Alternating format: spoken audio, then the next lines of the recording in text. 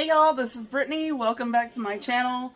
Today we are going to be meal prepping some yummy keto friendly sausage balls. They're for breakfast. I'm going to make a lot of them, bake them, freeze them, that way we can use them later. So I'm starting out with 2 pounds of maple sausage. Now I'm adding 2 cups of mild cheddar cheese. Now add in 2 8-ounce blocks of softened cream cheese. If I can do this with one hand, we'll see. Woo, that's really softened. Now I messed up. The only part about this that is not keto is I'm going to have to use some regular breadcrumbs. What did I read it said to use?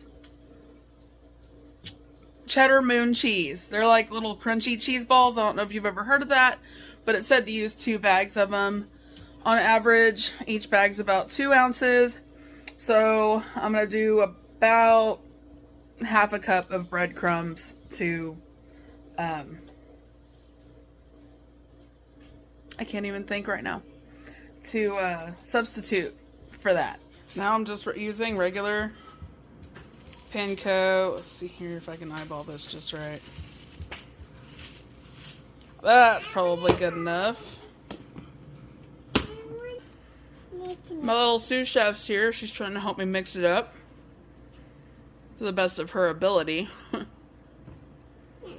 Careful. I know. Hang on. Now it's all mixed up, and I'm just going to make it into little balls and put it right here on my pan. I'm going to coat this with some of my avocado spray. Just like that. So this is about what you want them to look like. My oven is small, and so I would like to do it more than just this at a time. But now I would prefer to put them like on a cooking rack on top of this, but my sister borrowed it and she obviously still has it. That's okay. I'm just gonna work with it like this. It'll still turn out just as good. That's just to help the fat drip off of them. I've got the oven preheated to 350 degrees, and I'm going to stick those in there. We'll be back as soon as they're done.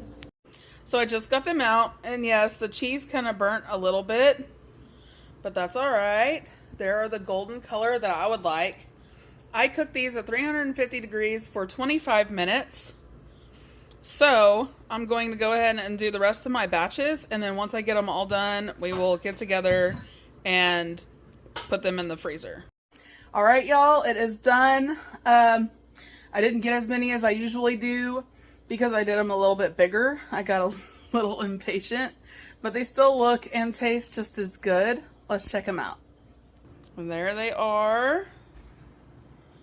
They're super tasty. I am just letting them cool down to room temperature, and I'm going to take the whole tray just like that and set it in my freezer. And then tomorrow we will be back. I'm going to just kind of stick them all in my Ziplocs and then label it, put it in my freezer, and that way if somebody is going to work or whatever, they can just take 1, 2, 3, however many they need, stick it in the microwave, it's good to go. See you tomorrow. Good morning, y'all. It's the next day. Let's get some of these put away. My husband decided he wants to eat some for breakfast, which is fine. I'll cook about half of them, and we're going to bag the rest of them up and stick them in the freezer. So we're going to freeze about half of them. I'm just going to go ahead and heat that half up.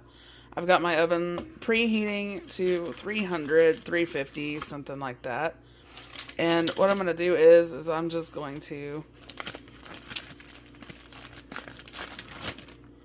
stick however many I can in the Ziploc. I am out of gallon bags. And then I'm just going to set them in the freezer. All right, y'all. Y'all have a good afternoon. I will see y'all next time. Later on, we will be canning some tomatoes. I'm running a little late this canning season. Our year was not that great at the farm. It was not that great in the garden. The weather has everything thrown off. But we are finally going to get to do some kind of canning this year. So we will be back for that. I'll catch you next time. Have a good one.